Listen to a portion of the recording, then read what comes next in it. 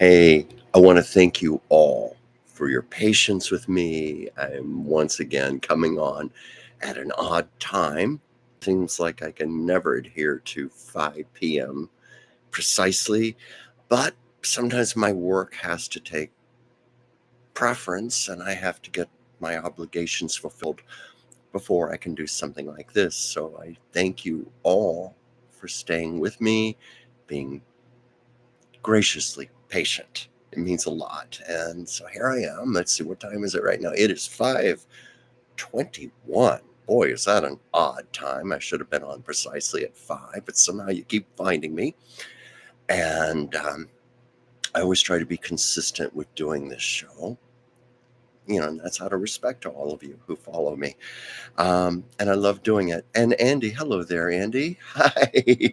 And Kathy, wow, you're jumping in. I was just saying, because I was talking a little bit, waiting for some people to join in, that I really appreciate all of you. Hey, Chris, I just appreciate all of you for sticking it through with me through thick and thin, even when I'm 20 minutes late getting on. But as I've said before, my work from home has to be done before I can do this. And sometimes that goes over 5 o'clock. And this was one of those days.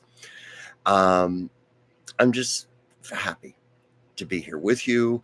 I almost canceled a show today because I very much wanted to go see Kamala Harris speak tonight. She's doing her book tour. And tonight she's here in Los Angeles. She's going to be at the Wiltern Theater speaking to the audience. And I had hoped she was going to do a traditional book signing, like at Barnes and Noble or something like that. Because, hey, Kelly, thank you for joining. Because Hillary Clinton did that with one of her books, and this was, I think this was after her presidential run. Of course, the catch was you had to stand in line about 8 hours, but at least you got to go face to face with her, talk to her for a moment, get your book signed. I guess Kamala is doing this out of concern for security. And frankly, it looks like she's making a lot of money off of this, because one of the reasons I'm not going tonight is the cheapest ticket was $112, and some of them were going up to $500 plus. And it's not that I couldn't have done the 112, but when I looked at the seating chart, I saw for my $112, I would have been way, way back in the furthest row, going back in the upper balcony. And for my $112, Kamala Harris would have been a little figure on the stage about this big. And I couldn't see much point in doing that. She also had a meet and greet.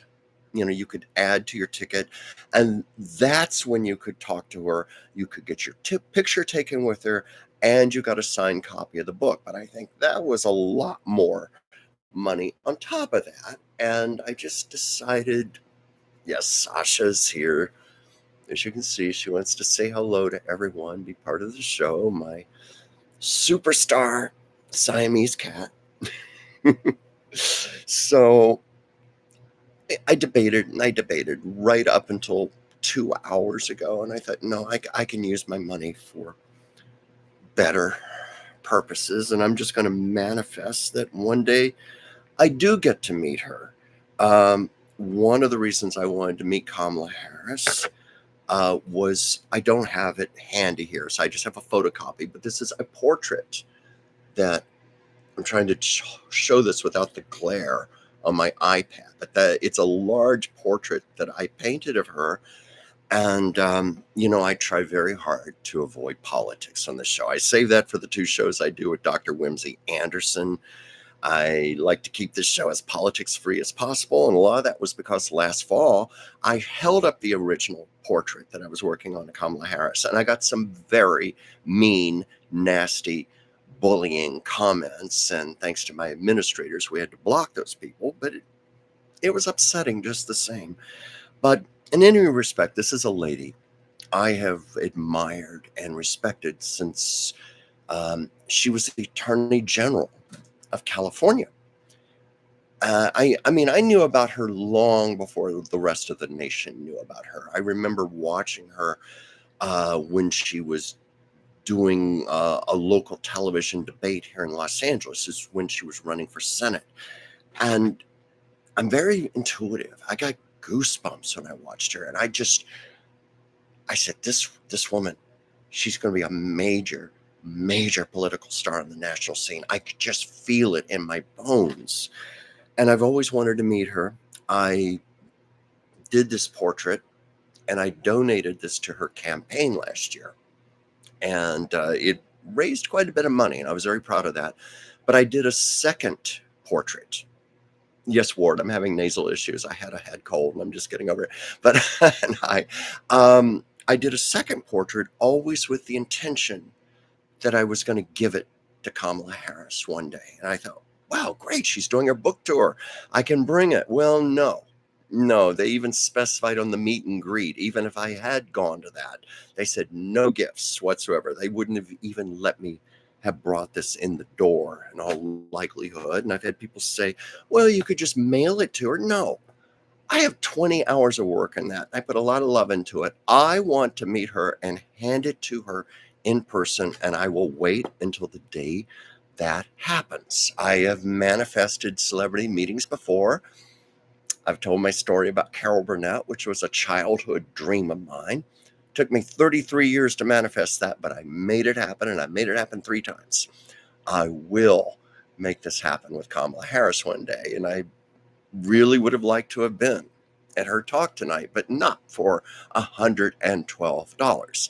So anyway, I'm here with you right now. I should check some of my comments here. Hopefully I haven't ticked anybody off with my little bit of politics there. Let's see, Andy, TCM had a Harold Lloyd movie. 2 Buster Keatons and a Chaplin on today. Oh, that's wonderful. I wish I had TCM.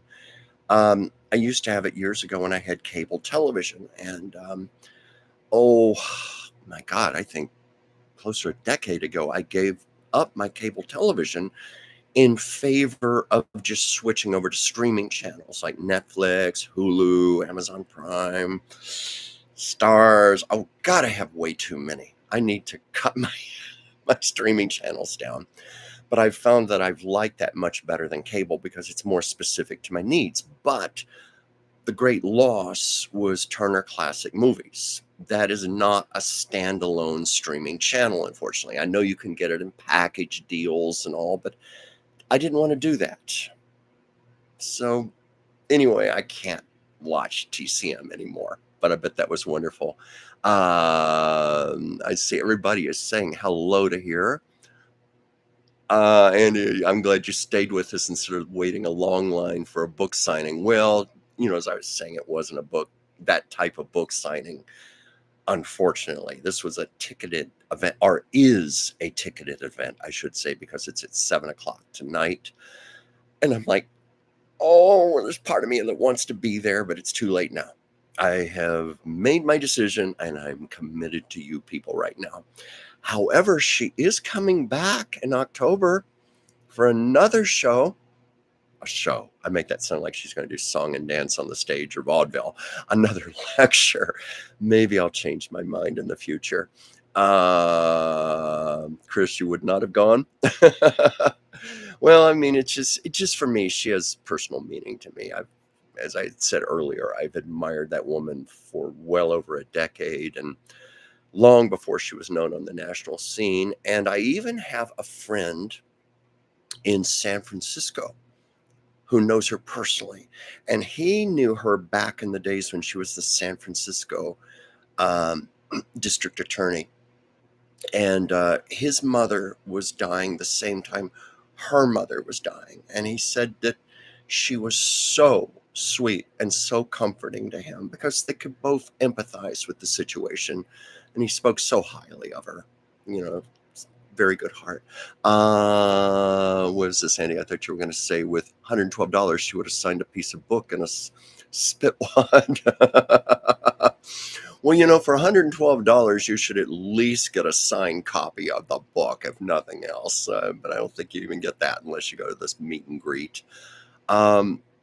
I, that did surprise me. I thought she would have made it more accessible to the people. I mean, admire the lady greatly, but it certainly seems like she was. I saw a text message pop in here. Seems like she is cashing in on this a bit. Well, if she can do it. She can do it. Um, let's see. Oh, Kelly saying Sasha is gorgeous. Well, thank you. I don't. Where did Sasha go? But she's up on a shelf right now, taking a little bath, preparing for a nap, until she decides to come down here again. But I will tell her that you said she's gorgeous. She will appreciate it. Of course, she'll also say, "Well, I know." Oh, that's one of the things I love about Siamese cats. Their attitude, their personality, their confidence, and of course, as I've mentioned on here, Sasha is literally descended from Siamese royalty. And how I know that is because Diane Kramer, the wonderful lady who breeds Siamese cats in San Diego, showed me the lineage, and her cats can be traced back to the original Siamese cats that were first brought to America and Europe in the 1800s. And those Siamese cats have direct lineage to the Siamese cats that belong to the king of Siam. The ones that were used to guard the palace, the ones where it used to be the only way you could ever own a Siamese cat was if it was gifted to you by the king of Siam as a gift of royalty. So my little Sasha, as she's sitting up there cleaning herself, she's fully aware of her background, and she never, ever lets me forget it. Let's see, what are some other comments here? Yeah, okay. Someone's asking me about my nasal issues, and I explained, yes, it's not so bad right now. It's just any of you who've gone through this, and we all have, you can be over it, but you still just have that little whatever, that sound in your voice and so forth, and you might hear me, the little cough or a clearing of the throat, but I'm fine, I promise.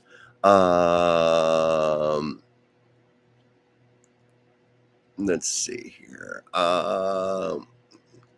Renee, hey, everyone thought for a minute Chuck wasn't going to be here today while I was explaining what happened with work and how I was toying with the idea of canceling the show. And had I gone to Kamala tonight, I would have just recorded a quick little message for all of you. See you next week. I'll tell you about Kamala, but that's not going to happen. I do have a friend who's going, so she's going to give me some details. Yes, Andy, Sasha's getting ready for her close-up. She's putting on her makeup right now, washing her face. Let's see. Let's see. I'm looking at comments here.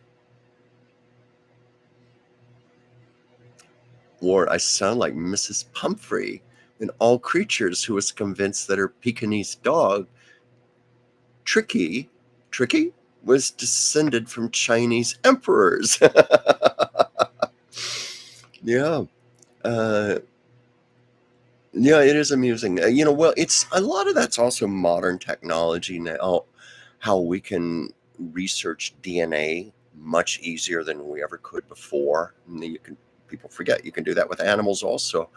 I don't know if any of you out there have ever taken one of those DNA genetic tests. My sister and I did it. I can't remember how many years ago. And my sister contacted me. She wanted to do it. And she said it would be better if we used my saliva instead of hers, because being a man, I have that extra chromosome, and that helps with the test results. You get better results with a male than a female. And us being brother and sister, obviously it was going to be the same lineage. And we did it. Got my little kit, swabbed my mouth with the Q-tips, put them in the vials, sent them off, only to have it confirmed what we already knew about ourselves. It showed us like 93% Northern European ancestry, with all of that being in England, with a little bit in Scotland, and we knew that already. We knew we were mostly English, Northern European. I think the only thing that surprised me, there was like a little tiny percentage of Greek. And my sister and I were like, Greek? Where the hell did we get that from? And then we saw on the map, and this must have to do with migration, but we have a lot of genetic relatives in the far western part of Russia. They must have come over from Europe. Big settlement there. And so that was the only surprise. But for our $100 or whatever it was we paid, we didn't really get that much information out of it.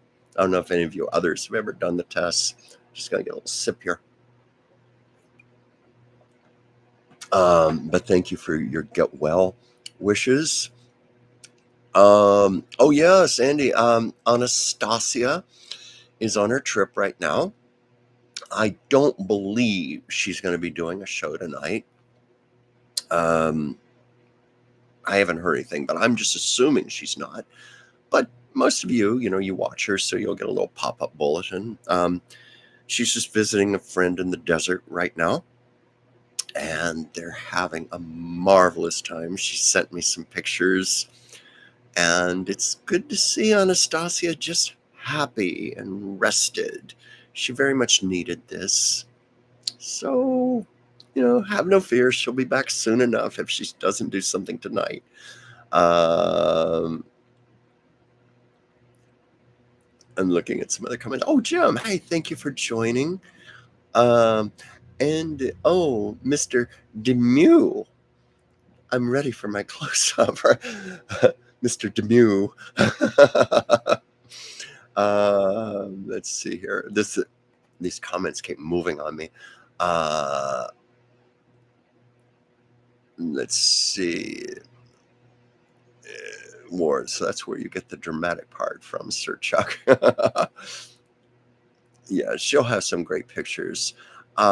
She's in the desert right now. I don't, out of respect to Anastasia's privacy, I'm not going to say where. I'll let her say that if she hasn't already. But I try to be extremely considerate of people in that respect. A friend named Sandy in the desert. Yeah. But it's a part of the desert actually that I was there about 3.5 weeks ago. I guess she wouldn't mind me saying this. She's up in the mountains. I was in more the lower region. I was visiting some friends in a lovely community. And it, of course, was hotter than holy hell. Driving through the desert, my car started overheating with the air conditioner on.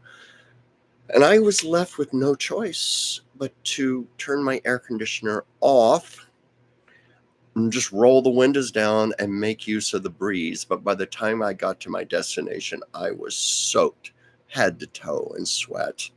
And I drank a lot of water to rehydrate. Is Miss Anastasia in the Gobi, Mojave, Sahara, or Antarctic desert? Well, no, she's in a more local desert here in California. But I'll leave it to her to say where she is. And, and I know she also has a friend with her, and I just want to respect their privacy. Yes, Miss Anastasia is in U.S. American desert. Well, I haven't had a whole lot of time to prepare for this show because I was working. And so, do any of you have any topics or questions you want to fire my way about old Hollywood, I Love Lucy, anything like that? Usually you guys come through for me quite well. And we get some good discussions going here. Is there a place called the Sands that is a gambling place? I think in Las Vegas, the Sands Hotel, I don't know if that's still around or not. Vegas has changed so much. The very first time I was ever in Las Vegas was 1986. And it was the summer of 1986. And I quickly learned you don't go to Las Vegas in the summertime because you can fry eggs on the sidewalk. Um, I believe it was 115 degrees when I got there.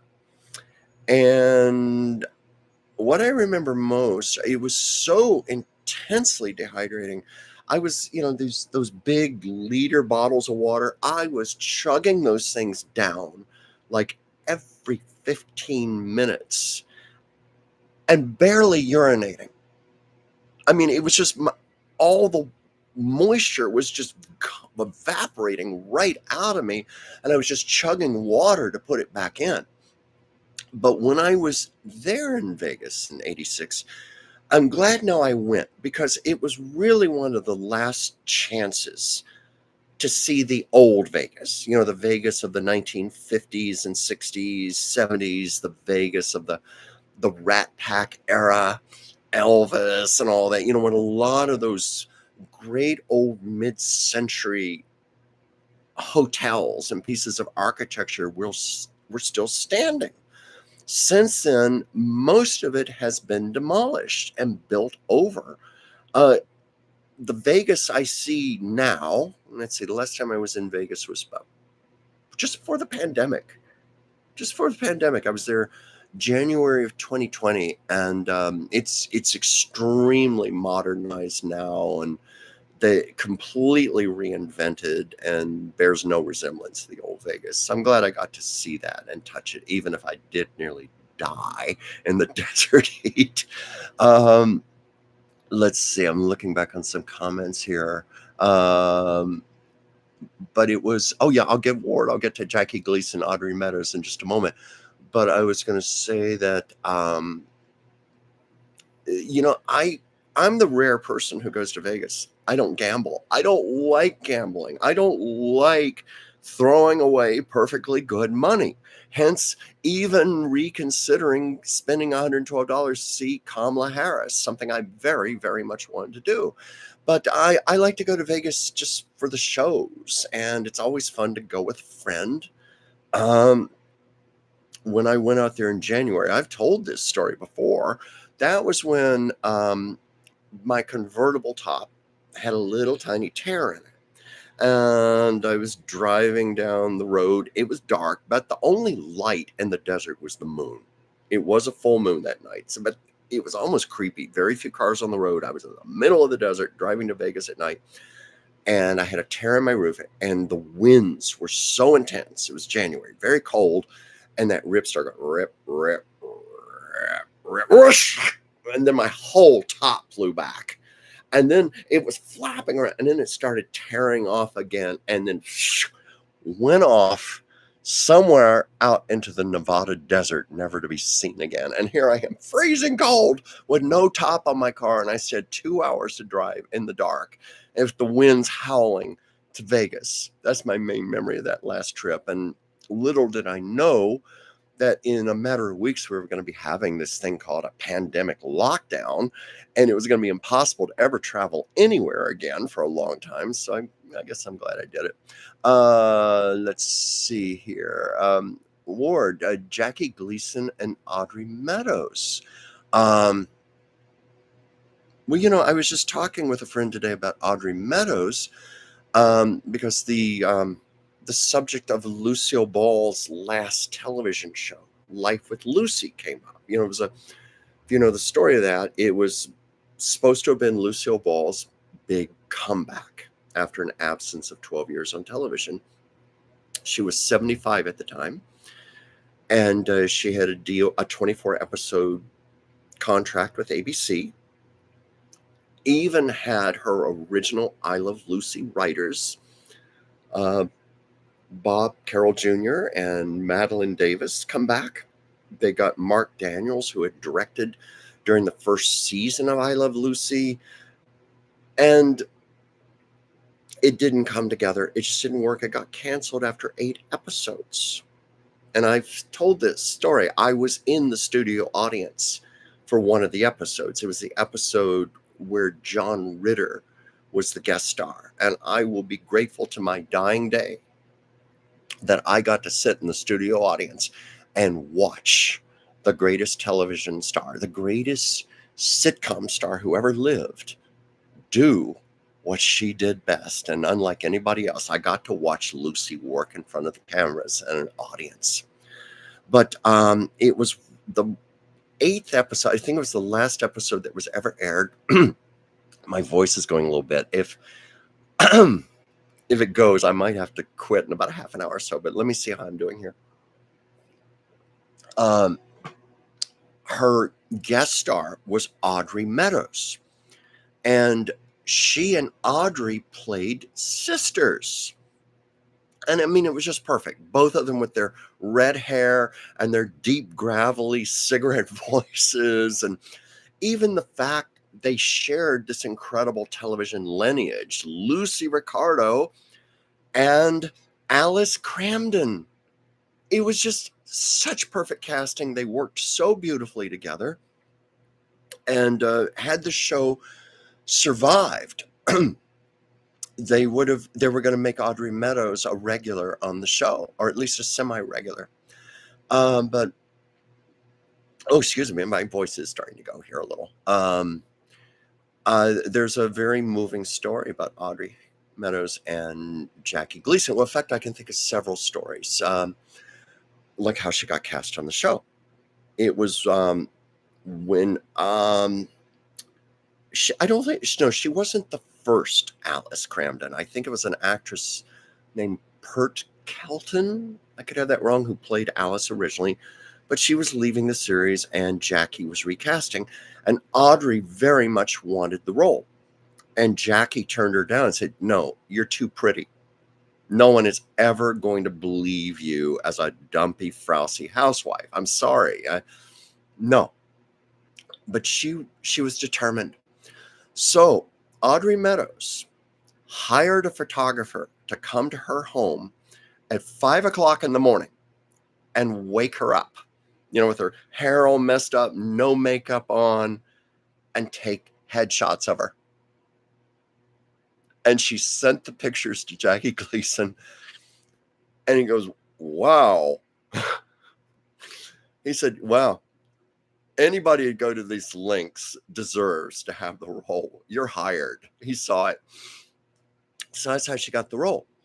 And I remember in her autobiography, she talked about, because The Honeymooners was originally done live. Hence those those episodes now called the Lost episodes. My voice is faltering. Those Lost episodes, those were originally from the live versions. And then, of course, there were 39 episodes that were filmed in front of a studio audience. But they were filmed like a live show. No stops whatsoever. Mistakes, anything. They never stopped. So it was like doing live again. And Audrey said that Jackie never rehearsed, much to the chagrin of Art Carney and Jane Keene, was that her name? Played Trixie, and Audrey. They rehearsed. Jackie was not present. He would just come on and do the show with him. And so many times he wouldn't even know his stage blocking. So it was up to Audrey to guide him. And she worked up hand signals for him. Like if she put her hand on her hip like this or like this, that meant walk over here, walk over this side, go over there, come here. I mean, they had these little signals in mid-performance, and you can watch for it and you can see her doing it. And Jackie was almost always letter perfect. He had a photographic memory. She bore this out. It was true. He could read the script once, know it, and he would just get out there and be letter perfect. And that's how Jackie liked to work. But it drove everyone crazy. And then the story that was really, really touching was when Jackie was dying. He was very ill. And Audrey called his wife and said, "Please let me talk to Jackie." And then the wife said, "Well, he's very weak. And he can barely sit up and he can barely talk." And Audrey said, "It's okay, just hold the phone to his ear." And Anyway, Audrey said, Jackie, I just want to thank you for giving me that role. And she said, Jackie, and she said it must have taken every ounce of fortitude he had, but he managed to summon up the strength to say in a very strong voice, you were perfect. I knew what I was doing. And she was so touched, couldn't stop crying after that. And then he passed away. And they asked her on the Emmy Awards that year if she would do a tribute. And she said, of course I will. But they wanted to do the Honeymooners set, pretty easy set to recreate. And they wanted her to come on as Alice Cramden, dressed in black with a widow's veil, coming back from Jackie's funeral. And she said, absolutely not. I refuse to do that. Because Jackie Gleason died. Ralph Cramden did not die. She said, I will do it if I can come on as myself. And she was stricken with some severe back pain shortly before the show. I mean, it was so severe. She was in terrible pain, and she had to put a back brace on. And she said, if Jackie on his deathbed could get the strength to say that to me, I can certainly summon up the strength to do that for Jackie. So anyway, those are my stories about them. Let me go back here on the comments here. And sorry for my voice, folks. I haven't tried to talk at great length for a while, and I'm seeing that I may have to cut this short in a little bit. Let me see how my voice holds out. What about Will Gear? Grandpa Walton? Well, I had a very dear friend of mine, Bart Andrews, who wrote the I Love Lucy book. When he used to live on Stanley Street in West Hollywood, he said that Will Gear was his neighbor across the street, and they got to know each other quite well. They liked each other. I know some naughty stuff, but I don't know if I should tell that here. I don't want to denigrate Mr. Gear. He was a good man. And, I know some really naughty stuff. But let's put it this way. I've told you that I knew Ellen Corby and her life partner, Stella, quite well. She was gay. That's no secret. Well, Will Gear, I know he was married, children. He was also gay. So I'll just leave it at that. I won't tell the stories, I know. But Bart told me some stuff. But wonderful man, wonderful actor. I know he was just adored by all of the Waltons cast. His daughter, Ellen, still runs an outdoor theater that he started in Topanga Canyon. The Theatricum Botanicum, I think it's called. Will Gear was quite an expert on botany, in plants, and he loved nature. And of course, this incorporated that with his love of theater. And one time I went there to see a play, and it was a play about when he was blacklisted during the McCarthy era in the early 50s. And, he was someone who had his career derailed for quite a while.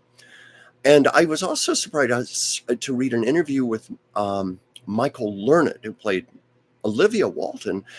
She said that she and Will they were already friends when they were cast on the show. Everybody else was new, but she said she knew Will quite well. And one of the things I knew from Ellen Corby is, and I've told this before, but the Waltons cast has remained extremely close. Here it is 50 years later. They're still close. When I knew Ellen, it was back in the 90s. And even then she said that they were always getting together for weddings, funerals. They did get together for holidays. They were very much an extended family. That bond you saw on that show was so real. The love you saw on the Waltons, I think why it resonated so much is because it was real.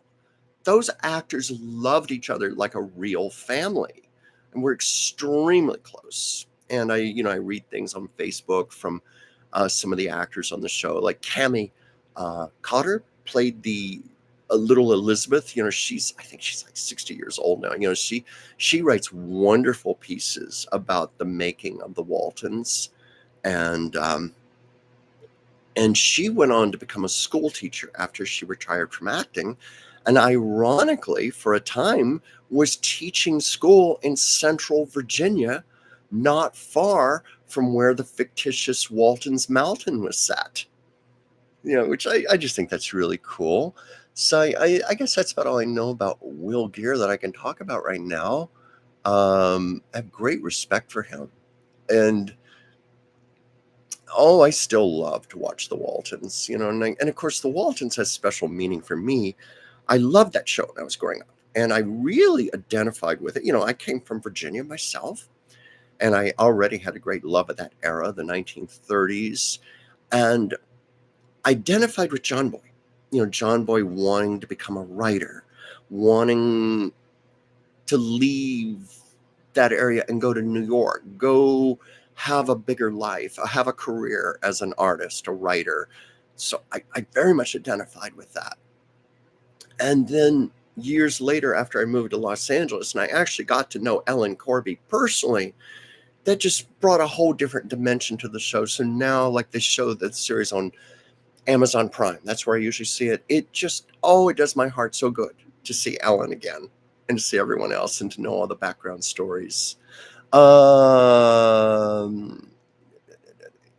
Let's see, where's some other comments here. I need to scroll back a little. Yeah.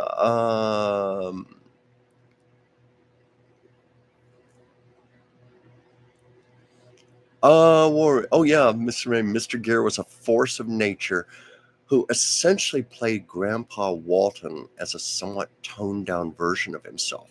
I believe Cami Cotter, she basically said that in some of her writings. She loved him very much, but she said he was quite bigger than life. And he was always teaching the children on the set about botany and nature and farming. He actually grew vegetables on the set, on the outdoor set, the facade of the show. They actually had like a little patch there that he tended to. What was this word? Lucy adored John Ritter. JRC, she said when she worked with him, Ritteritis. I remember that. Well, I mean, when I saw those two working,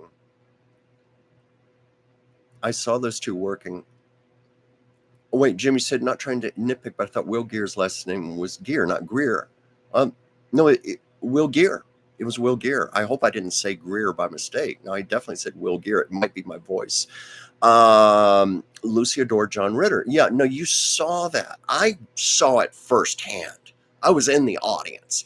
I watched those two interact with each other. And like when the camera wasn't on, they loved each other. They took such delight in each other's company. And there was an incident, a good incident, but for the most part, that show filmed straight through without a hitch. It took about 90 minutes to film a half-hour sitcom, which is pretty good because I've heard stories of some sitcoms. People have sat in the audience and they've gone on 5 and 6 hours. A lot of the actors don't know their lines and they're flubbing. Lucy was a stickler on tight rehearsal and everybody being well prepared. And that went all the way back to the I Love Lucy days. So that might account for why they filmed the show as quickly as they did. But anyway, there was one faux pas. It was, I don't know if you've seen the episode, and it's on YouTube, by the way. And if you watch it, just remember, I'm one of the people in the audience laughing. My little way. I'm part of it. It's a scene where Lucy is feeding John Ritter health food, like carrot sticks and things and alfalfa and stuff. And I forget what happened, but they were doing their comical business and Lucy broke up laughing. And they had to cut the scene. And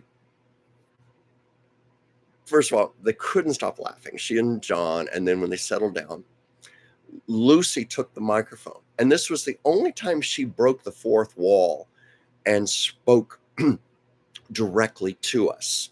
And she said, I want you to know that's only the third time in my entire career that has ever happened. Now, I've tried to find out what the other two times were, but anyway, but that's what she said to us, the audience. And I later saw a blooper reel clip, and I saw the film, and I thought, no, my memory did not play tricks on me. She did say that. Pardon me. My voice. That was the third time it happened. Anyway, I'm so sorry. You'll have to please excuse me. I'm not sick. It's just my voice is recovering from a little bit of a head cold. And she and the director and some other crew member, they were huddled together and they were deep in discussion. Like, what are we going to do? Do we need to redo the scene or can we save it? They decided not to redo the scene. And I later, when I saw it on the broadcast, and you can see this on YouTube, and it's also, the show is on DVDs as well. Just before Lucy starts to laugh, the scene fades to black and it cuts to commercial. So that's how they were able to salvage the scene. And yes, I did hear that comment about how she had Ritteritis. She said that they were doing a lot of laughing during the week of rehearsal. And it was such mutual admiration. You know, John Ritter, like any decent comedic actor, idolized Lucille Ball. I mean, she was the queen. She was the queen of comedy. She was the goddess of comedy. You bowed to the queen of comedy. So you could see the great respect he had for her, but you could see that Lucy really, really admired him. And I think she was thrilled to see a younger generation, an actor of a younger generation, shall we say, carrying the torch, to use a bad cliche, but he was carrying her torch. And, you know, another story. Remember that show, Perfect Strangers? You know, it was on in the 80s. Bronson Pinchot and, I'm blanking the name of the other actor, but Lucy loved that show. And she loved those two actors. And when they found out about it, they asked if could we please come visit your set, Miss Ball? And she was like, of course. So they came to visit her. And it was on the day they were filming the very last episode. And it was a very somber set. And everybody was keeping it a secret from Lucy that the show had been canceled. And this was going to be the last episode they were ever filming. But Lucy was with the two actors, Bronson and the other person. Maybe one of you can remind me who it is. I'm sorry, I can't think of his name. She was walking them around, talking with them. And then she confided something. She said, they think I don't know. This is the last show. They think I don't know, but I know. And then it was Bronson Pinchot who told this story. She said, they don't want me anymore. But they want you. They want you too. And I want you two to keep on doing what you're doing. And Bronson, I could see he was starting to cry a little, even recounting that story many years ago. To hear Lucy say that, they don't want me anymore. And, you know, I had a good friend of mine who was a very, very good friend of Lucy's. And he used to go out to her house to play backgammon with her the last months of her life. And he said Lucy was very, very depressed. And she was convinced the world didn't want her anymore. You know, oh yeah, they wanted Lucy Ricardo and Lucy Carmichael and all the reruns, but not Lucy of today. You know, she felt that she was an old relic. She was obsolete. Her heart was broken. In fact, that month of November of 1986, when they filmed that last episode and the show was canceled, Lucy saying they don't want me anymore, 2 weeks after that, Desi died. Her soulmate. Never mind the fact that she remarried, he remarried. They were soulmates. That was utterly, utterly a devastating 1-2 blow to Lucy that she never recovered. And it was around that time, that's when she started having strokes, heart failure. She went downhill very fast. And of course, she passed away in April of '89. And my friend bore out how clinically depressed she was. And the great irony is that there was a Gallup poll taken a few months before she died. And it was, the question was, who are the most admired women in the world? Number 1 was Mother Teresa. Number 2 was Princess Diana. Number 3 was Lucille Ball. Lucille Ball was literally one of the most beloved women in the world. And yet here she was, just hiding at home playing board games with a friend, convinced nobody wanted to see her anymore. Let that be a lesson to everyone.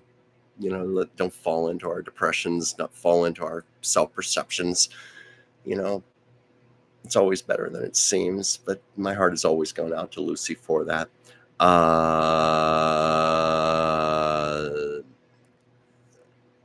What was it? Andy said, if your voice goes out, have it. Bring me back a spaghetti, meat sauce, and meatballs, and a Pepsi, please. That sounds good. I'd actually like that for myself. What was it? If that person leaves, do you say, hey, you get back here?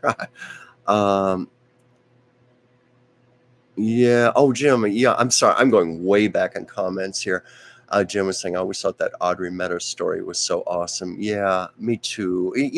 It's always beautiful when you have beloved entertainers like that, especially television shows. Sometimes it's very disheartening when you hear they didn't get along so well, like the story of Andy Griffith and Frances Bavier, who played Aunt Bee. Ooh, they did not get along at all on that show. It was Frances was not a happy woman. I mean, she later apologized to him near the end of her life, but you hear stories like that. You hear about Penny Marshall and Cindy Williams, of Laverne and Shirley not always getting along, Bill Frawley and Vivian Vance, but when you hear stories like Audrey and Jackie, and it's very sweet to hear that kind of affection. What was this, Sydney? I read that Audrey and Jackie did not get along. Not sure how true that is. I haven't heard that. Well, I'm not going to dispute that, because I know that sometimes stories get sugar-coated, but I'm assuming Audrey told the truth in her autobiography. And according to her, they did get along quite well. I mean, like I mentioned earlier, there was certainly frustration with Jackie because he refused to rehearse. And when they would go on and do a live show, that could be just maddening for the other actors. And Audrey having to do hand signals, like putting her hand on her hip to make him move over here or over there, but no, I think there was a lot of affection and gratitude. And I'm just trying to think one other story. Oh, maybe it'll come to me. But yeah, that's how they worked. They're just by the seat of their pants. But Jackie kind of knew what he was doing, because you watch those shows, they're so alive with spontaneity, and yet they look very polished. So I think that's a combination of the other 3 actors meticulously rehearsing, and the fact that Jackie was just so good at acting on the spot. There are not many actors who can do that so effectively. I'm even thinking of the one time, well, technically second time, because Jackie Gleason once did a very brief cameo on Here's Lucy. So you could say they worked together there, but the one time they really worked together, Lucy and Jackie, was for a special. And I to this day, I've never seen it, but it was a trilogy of short plays, and they did it around 1975. And I've never been able to find any details about how they worked together. I know the show flopped. It got bad ratings, bad reviews, but because I know Lucy is so strict about, I have to speak of her in past tense. She's very alive to me, but was a stickler for rehearsal. And Jackie wanted no rehearsal. I can't imagine those two people working effectively together with such radically different techniques. So one day I'll watch that show and I'll see if I have an opinion about it.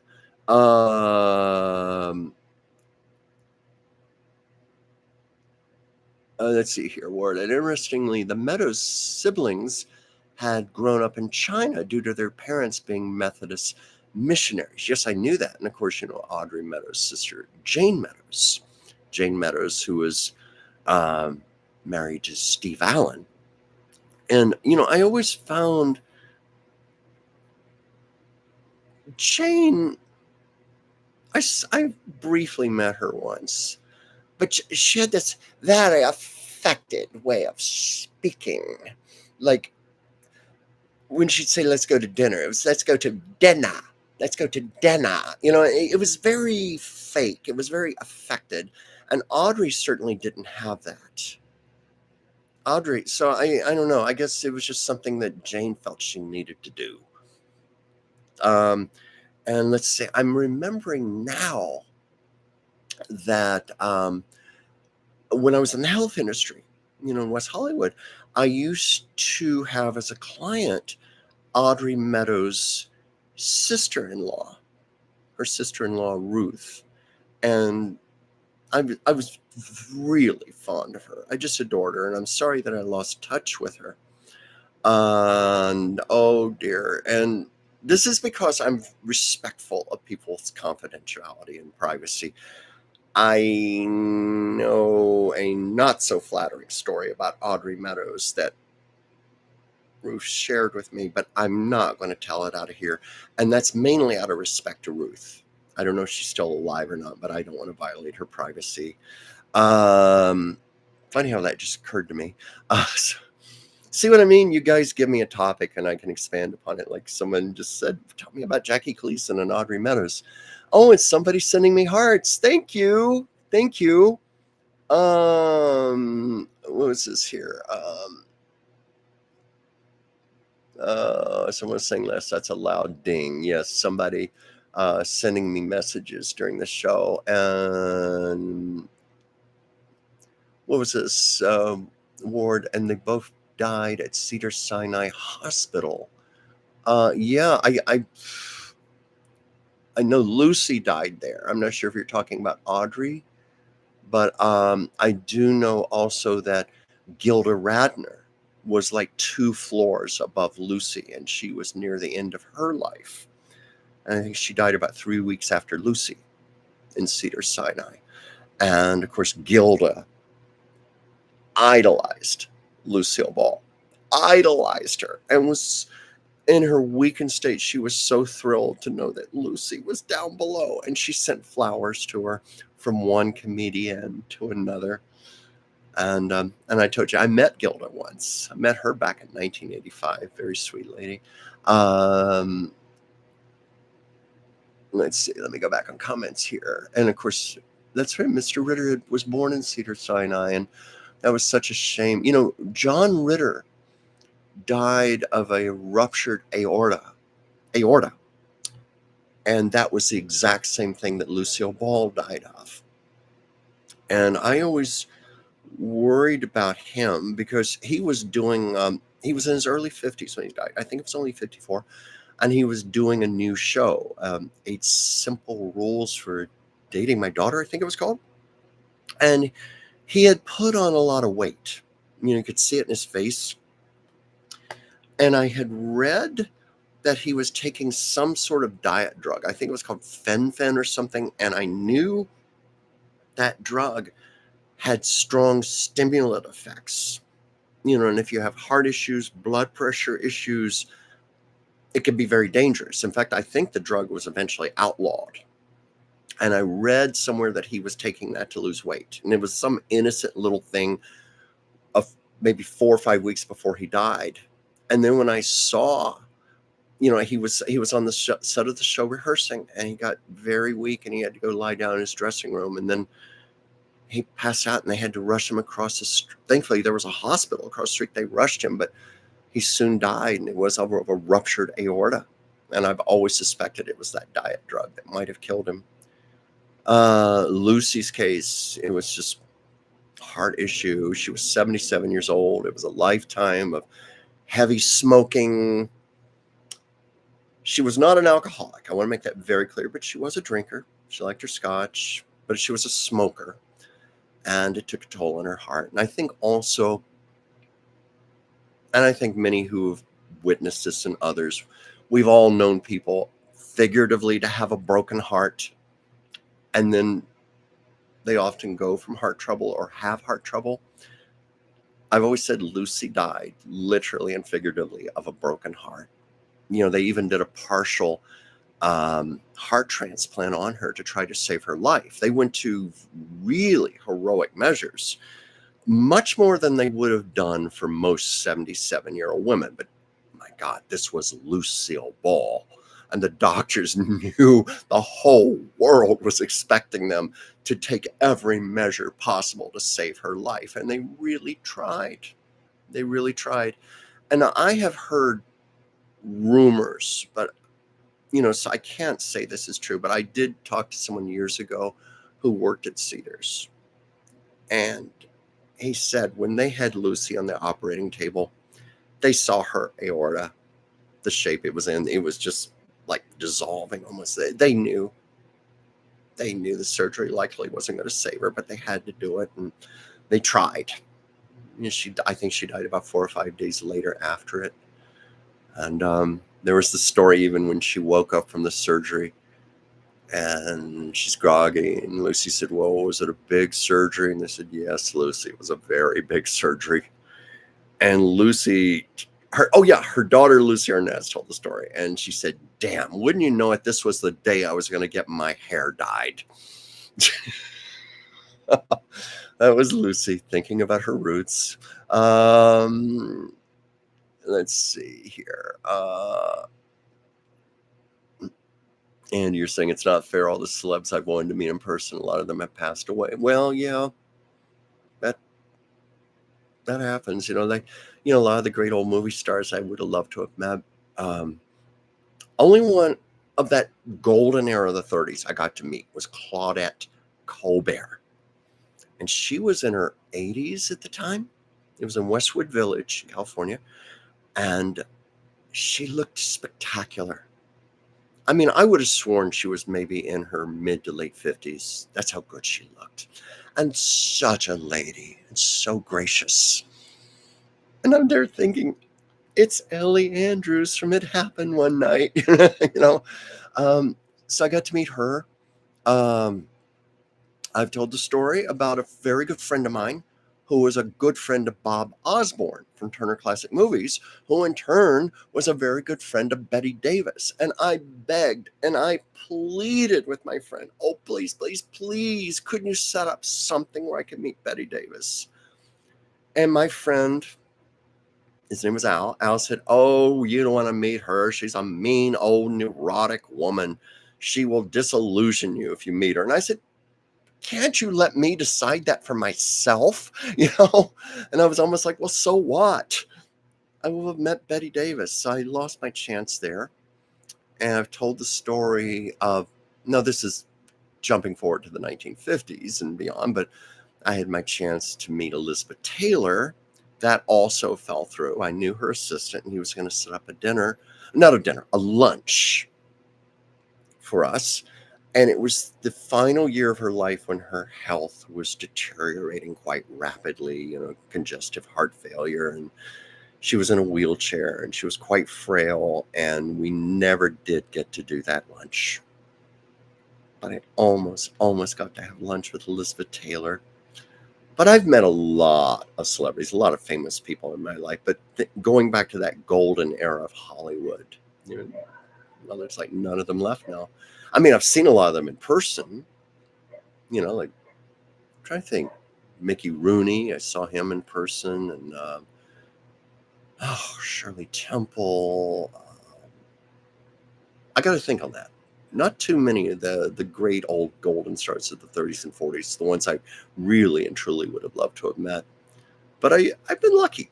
It's one of the things about living in Los Angeles. You don't live in this city and not meet celebrities. And in my some 40 years here, I think I once started making a list, and I figured easily at least 500 celebrities I've met. And a lot of that was because of my work. I had several as clients. So I count my blessings, and it always gives me good stories to tell. Indy. And you said Ruth. Who? I wasn't purposely not giving her last name, but Ruth was the name of Audrey Meadows' sister-in-law. I honestly don't know if she's still alive or not, but I want to be respectful of her.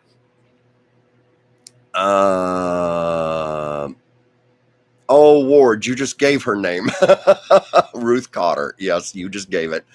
Yes, that was her last name. Yes, Ward, you figured it out already. But yeah, I was very, very fond of her. Nice lady, and she had some of her own tragedy. We had some private talks. Let me look through the comments again here. Let's see. Sorry, it keeps skipping on me. I can.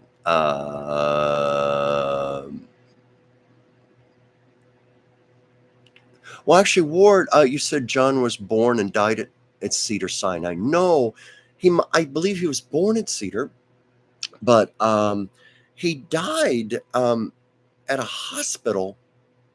It was somewhere in, I think it was Studio City or Burbank. No, wait, okay, I think it was near the Disney Studios. They might have been filming the show at Disney Studios. I could be wrong, but it was there, which is Burbank, and it was a hospital across the street that they took him to where he died. I can't think of the name of it.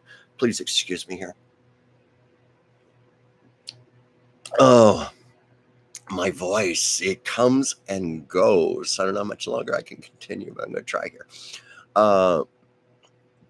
Ward, you envy for meeting Miss Radner. Oh, I thank my lucky stars that I got to meet Gilda Radner. And she was one of the first celebrities I met when I came out here. And I've told the story on here before, but I guess it's okay to tell it again. I was working in Westwood Village, which is near where the UCLA campus is. And my voice, poor little vocal cords. I used to see Gilda walking around a lot on the sidewalks. And then one day she came in, and I had not learned what I call celebrity etiquette. Celebrity etiquette is where you don't make a big fuss. You just treat them like a regular person. You don't gush. You say exactly what you mean. No false anything, because celebrities generally have BS meters. They know when you're making up stuff. So yes, here's Sasha. Hello. So anyway, I hadn't quite learned that yet. And of course, I had loved Gilda Radner since the original Saturday Night Live, long before we call it SNL. We still said Saturday Night Live. I just adored her. So, Sasha, she's being a good girl right now. Gotta put you down, because I was like, oh, Gilda, I love you. I just think you're wonderful. And she was like, oh, thank you. She was very polite. I want to emphasize very polite, but said, thank you. Thank you. Now, can you please help me? She was like that. She was being as nice as she could be. And I look back now on it, and I'm embarrassed. But that was my encounter. But what I noticed about Gilda was how very sad she was. She just looked like she was in constant melancholy. And when I would see her on the sidewalks in Westwood, she'd be like, walking around like that, just looking up at the clouds, deep in thought. And I would be like, I'd always wonder, why are you so sad, Gilda? Why are you so sad? And there was a person making a documentary about Gilda. And she wrote me an email, because I had mentioned it on social media, my story. And she said, well, could I please interview you? And I don't know if she used any of it in the documentary, but I told her the story about Gilda walking. It was the fall of '85, and she was walking around looking very sad all the time. And the person making the documentary said, well, that fits in with the story. And of course, we both knew, because I found this out later when I read Gilda's autobiography, which was published posthumously, like not long after she died. And I looked it up. I wanted to see what was going on then. And I found out this was before she knew she had cancer. But the reason she was in Westwood almost every day was because she was going to UCLA Hospital. She was getting tests conducted to find out why she couldn't have a baby. She and Gene Wilder very much wanted a child. And Gilda was also going through chronic fatigue symptoms. And of course, her cancer was not diagnosed until later, when it was much too late. The doctors really screwed up. But something wasn't right, and she was so sad. And she wrote that in her autobiography about how she was going to UCLA and just walking around in despair. And I witnessed it. And I loved her, and I was so sad when Gilda died. And her autobiography, I listened to the book version of it. I started to say audiobook. I normally like to read books, but I like audiobooks of autobiographies because I always like to hear the celebrities speaking in their own, giving their own intonations, putting, their emotions, their feelings into their writings. I like that very much. Sydney, no, I never met Gene Wilder, but a friend of mine who was working in Beverly Hills in a store did. Numerous occasions. He was a regular customer. And she said that, Sasha here, she wants to be on the show until she decides she doesn't want to be on the show. Here she is. She's a good girl. Show her by your blue eyes, Sasha. She said that Gene, after Gilda died, got very, very thin, painfully thin, almost like anorexic thin. And he would never talk about Gilda, but she could see the end. Sasha, I don't want Sasha knocking the computer over here. She said she could see the intense sorrow in his eyes. He was just devastated, and he lost Gilda. It was quite a love story. And even bringing up Rosanna Dana. It's always something. Oh, God, yeah. That and never mind, Emily Littella. Oh, Gilda, when I watched the reruns of the show, there was such a purity to Gilda's comedy. She was like a little girl playing in the sandbox. There was such joy in that. And I think she just brought us along for the sandbox ride.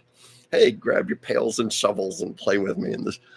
Yeah, she's very missed. And it's just hard to believe Gilda's passed away in 1989.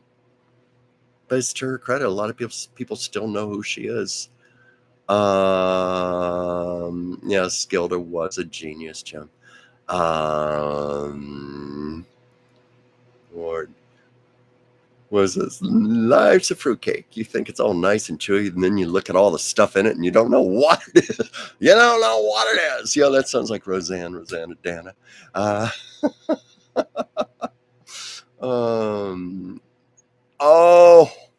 When she would confuse stuff like violins and violence. What's this about violins in the street? And one of her most outrageous, and this at the time barely got past the NBC censors. I know that because she's told about this in an interview. It was the presidential election And Emily Litella kept referring to it as the presidential erection. And Gilda said, NBC almost didn't let me say that. And there was a time, do you remember the wonderful character actress Ruth Gordon? She won an Oscar for Rosemary's Baby. Did a lot, Harold and Maude, she did a lot of television in the 70s, where she was the guest host on Saturday Night Live. And they did this thing, the Litella sisters. They had Gilda as Emily Litella, and Ruth Gordon pulled her hair back in the ponytail the same way, put on the same glasses. They looked like twins. And they were just trading comments back and forth, such as, oh, the presidential erection and violins in the street. Oh, yeah, I'd love to watch that again. That was funny. It was so cute and endearing coming from those two. Sydney, yep. That's been said many times. P.S. I Love Lucy was never just a title. And that's, of course, what Desi Arnaz famously said. And he had more right to say that than anybody in the world. It was, I said that, when Lucy's show was canceled in November, and then 2 weeks later, Desi died, it was 5 days after that. And there's a wonderful documentary on Amazon Prime from Amy Poehler that bears this out. 5 days later, Lucy was honored at the Kennedy Center. And Desi had very much wanted to be there. And of course, he was much too sick. This is, of course, before he passed away, of course. They knew that, but he had intended to be there. He was, come hell or high water, he was going to find a way to be there. And when he couldn't, he wrote a letter to be read by Robert Stack. And that was the closing line. P.S. I Love Lucy was never just a title. They cut to Lucy, and you just see her fighting back tears. It's an extremely moving moment. And my voice is really fading here.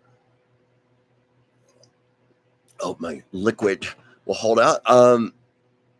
Let's see, I've been on at 6:33. I may have to cut this short soon because I just don't know how much longer I can keep talking. Did you ever see Lucille Arnaz and her hubby do the stage play Social Security? I was fortunate to see it when they toured Southern Florida in the 1980s. Well, I'm very familiar with the play and the fact they did it, but unfortunately, I didn't see it. I've met Lucy Arnaz a couple of times, and I have seen Lucy Arnaz do her cabaret show. I saw it at the Cinegrill in Hollywood. She's a wonderful entertainer, very talented in her own right. But I've never seen her act on stage. I would have loved to have seen her and Robert Klein when they were on Broadway doing They're Playing Our Song. I saw the play, They're Playing Our Song. I saw it with Lorna Luft, Judy Garland's daughter, playing her role. And it was some actor. I don't know who the hell he was. He wasn't that well known, but I went to it mainly because I wanted to see the play, and I also wanted to see Lorna Luft. Let's see, Andy, I would have loved to meet that one lady and ask her how would it go if I fooled Mother Nature. I know the actress you're talking about. In fact, her name escapes me.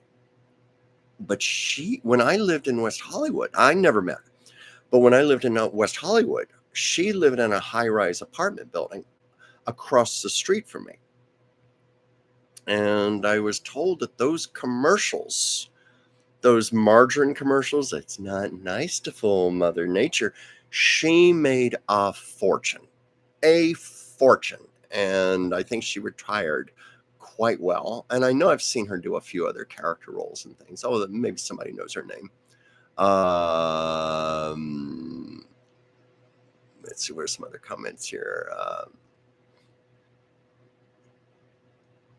Yeah, came close to meeting some legends. Yeah, you're right. Oh, Elizabeth Taylor. Oh, these comments are going way back. This is what happens when I start talking. I get behind on all of these. Let's see. Let me get back here. Okay, let me go back a little further. This is live, folks. Oh,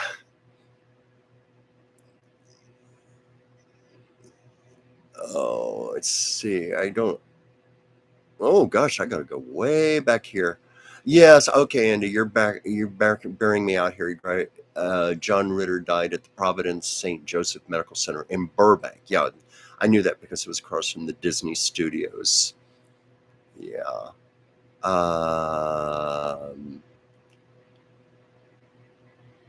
yeah. Let's see. Is asking if Sasha's going to sing for us on camera. Only if she feels like it. I can't make Sasha do one thing she doesn't want to do. Yeah, Jim saying doesn't surprise me. Gilda was nice in person. Yeah, she was a sweetheart. But yeah, very sad. Ward, you were saying about the time you met Miss Redner, she had been diagnosed with cancer. No, I've already told the story now because this was like October of 85, and I don't think her cancer was diagnosed until the following February of March of the next year. At the time, Gilda was trying to find out why she couldn't conceive a child, and also she was having all these chronic fatigue symptoms, and the doctors couldn't seem to diagnose it. And of course, it probably was the cancer. And that, I'm sure all of that together just was why she was so sad. She was just very blue, very melancholy whenever I saw her.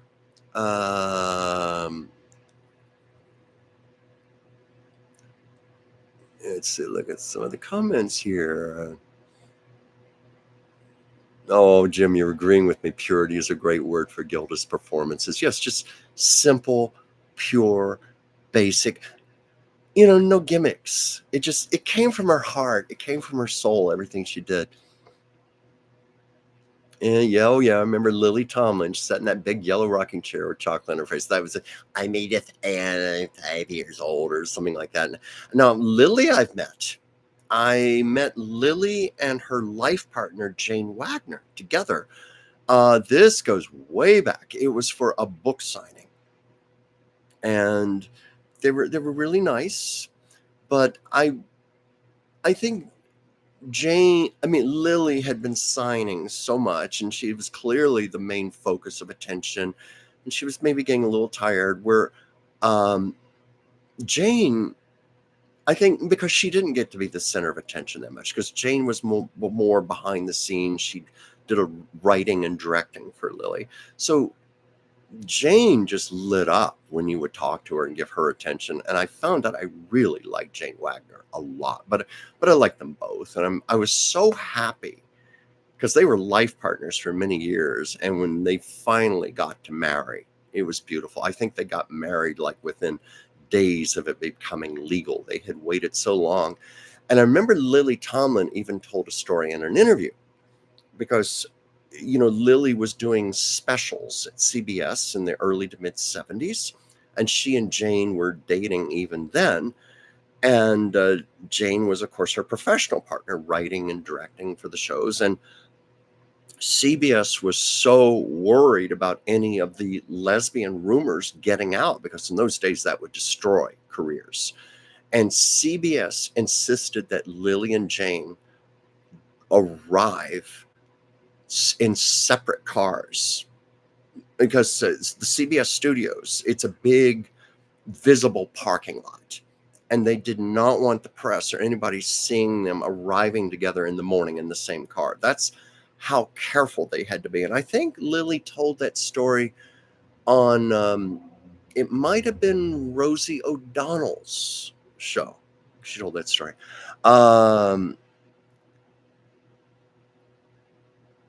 Oh yeah, Miss Radner and Lucy both were trying to act as though they were kids via their characters. Yes, that's true. Because I told this story not long ago. Lucille Ball did a Q&A for the Museum of Radio and Television in New York in the early 80s. And one of the questions, Miss Ball, would you talk about how you approach your Lucy character? And Lucy said, I always played her.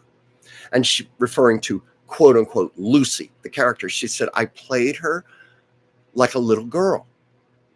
I always played her like a child believer, a child in the midst of makeup and fantasy, pretend friends, fantasy worlds where you just believe it. And she said, I believed everything with all my heart and soul. And because she did that, she made you, the audience, believe it along with her. And that's why you could accept her in all those outrageous premises. Oh, Renee saying Gilda reminds me of Ruth Buzzy. When Ruth died this year, and I started watching all of the clips of her from shows like Laugh-In, I thought, Ruth Buzzy should have been a much bigger star than she was. She was really a phenomenal talent in her own right. I don't know if she ever really got the due that she deserved. I mean, she never got to be big like a Lily Tomlin or a Gilda Radner. I mean, she had her following and all, but never that big, and she deserved it. And, I've talked to people who knew Ruth. Very, very sweet lady, very kind.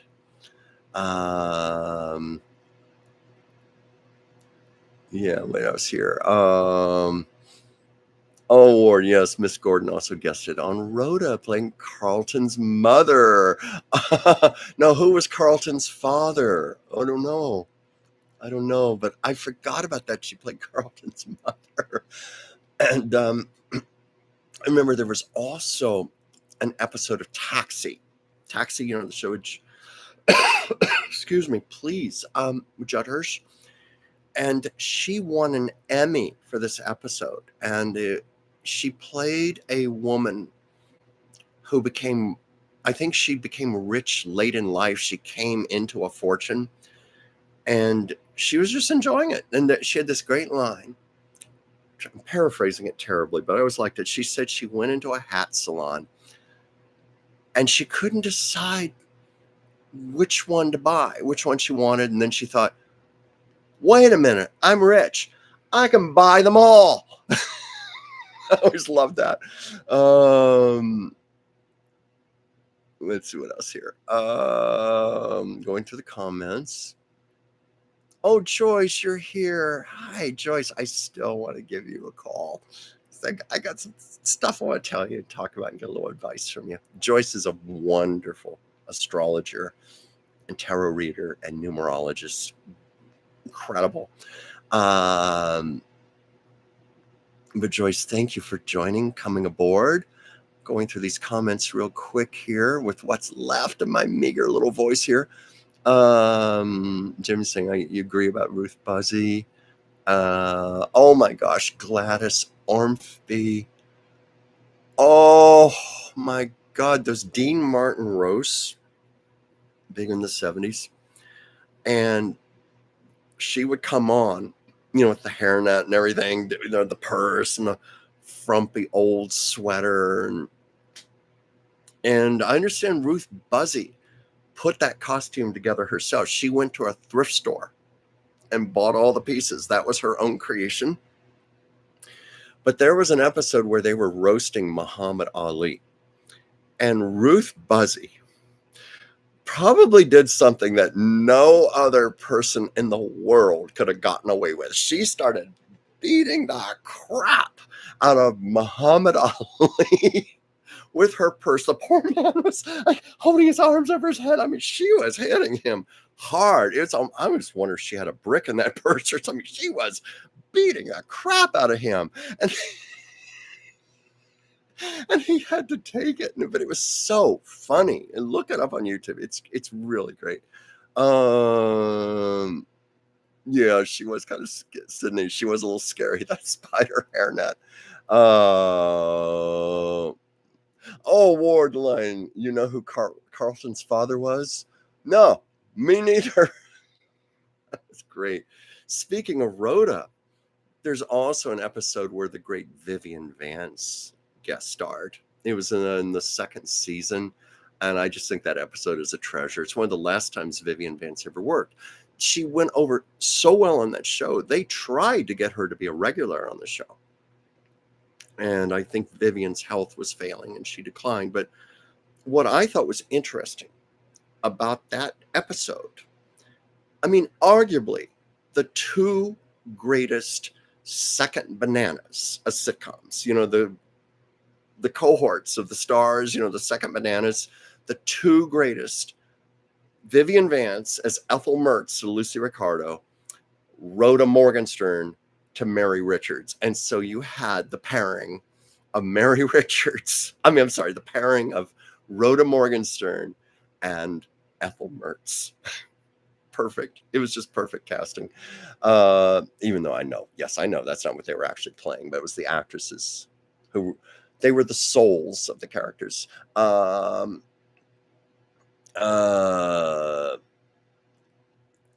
was this? Miss Buzzy said she based Gladys on Agnes Gooch when she played in Annie Man. I never knew that, and that makes perfect sense.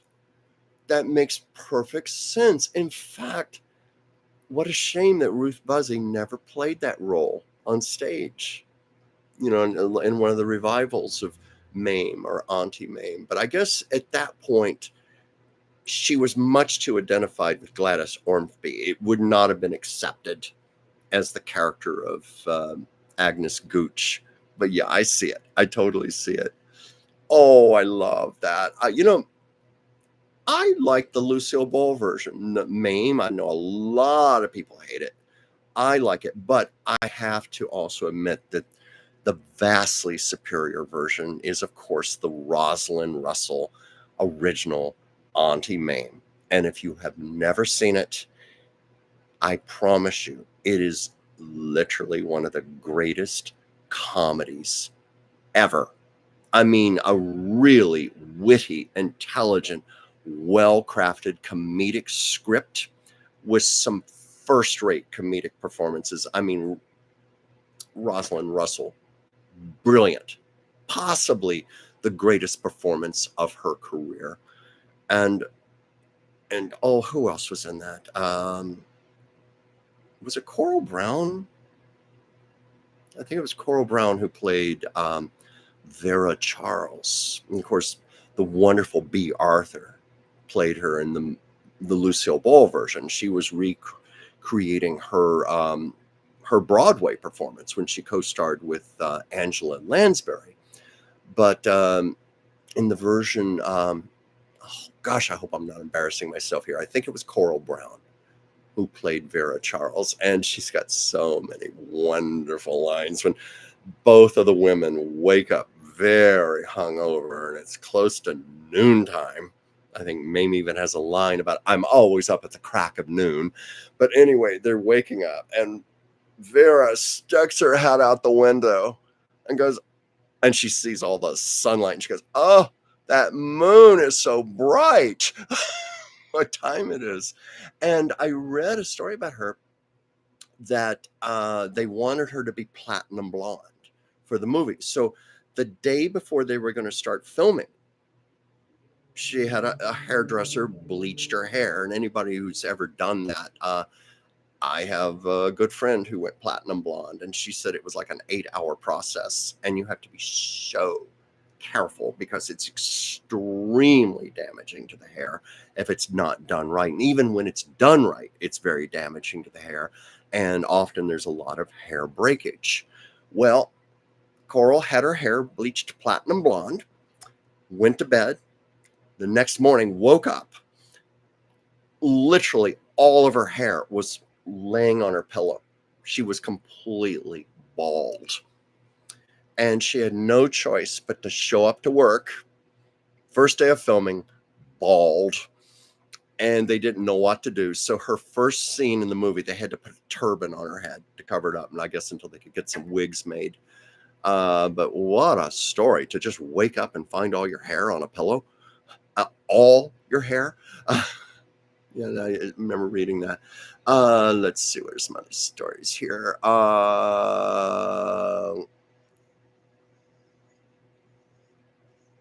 Was this Joyce? Oh, Joyce, you missed the first part of the show. No, I'm just coming off of a mild head cold. It wasn't that bad, but it's just enough where it has affected my voice. And I'm going to have to leave soon because it's getting harder and harder to talk. But let's see, I'll just read these last comments here.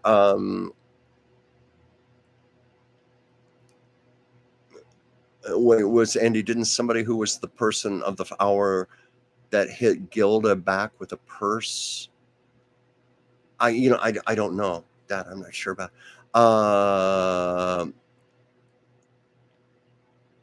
Yeah. Oh, Jim, you're just saying that also. You never knew that about Ruth Buzzy and Agnes Gooch. Yeah, Jim. I mean, most will agree the Rosalind Russell version of Mame, well, it was called Auntie Mame, is the best. And one year I saw that on a big screen at the famed Egyptian Theater in downtown Hollywood. It was around Christmas time, and it was a packed audience. And the audience just adored it. I mean, howling, laughing. It's just so well written and well acted. If you've never seen it, please check it out. You won't be disappointed. Such a great story.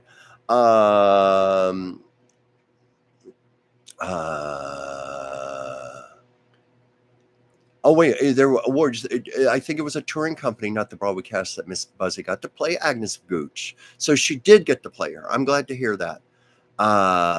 Yeah. Oh, Andy, thank you for the time check. Yeah, I'm looking at the top of my laptop here, and I can see the clock also. And normally I would sign up for Anastasia, but I doubt that she's doing a show tonight. I don't know. I haven't gotten a notice. Maybe you guys have, but I know where she is now. I think she said she has really bad Wi-Fi reception, so she probably won't be able to, but who knows? I'm sure she's inventive. She's smart. Let's see here. So are we at the end of the comments here? You know what? I think because we're at the end of the comments and it is 6:52, and because my voice is fading, I'm going to, yes, that was a little message from Anastasia. She didn't, ironically, her ears must have been ringing. She didn't say anything about a show. She was just saying hello to me. Jim, I have a feeling oh, wait a minute. Anastasia, I'm about to attempt to go live from the mountains. She's going to try to do a show. No, I don't know if she's going to be successful because of her Wi-Fi, but she's going to try. You heard it here. She just texted me. That was the ding you heard. So I'm going to sign out right now for the sake of my voice and for the sake of Anastasia. I'm sure you know how to find her. Most of you go over to her show, The Sacred Spears. I'm sure she's going to have some great stories. And Ward, yeah, I'm going to get some hot tea with lemon. I really need it because my voice is faltering. And I thank you very much for being with me and sticking it out with me week after week. It means so much to me. And if you care, I'll be Tuesdays and Thursdays on the Oracle of Whimsy channel with the wonderful Dr. Whimsy Anderson. Tuesday show is Taco Tuesdays. We talk about a lot of current news events and so forth. And that's 5 p.m. Pacific, 8 p.m. Eastern. And of course, I'll be back here next week. And I thank you, and I'm going to say goodnight for now. Goodbye, everybody. I appreciate you all a lot.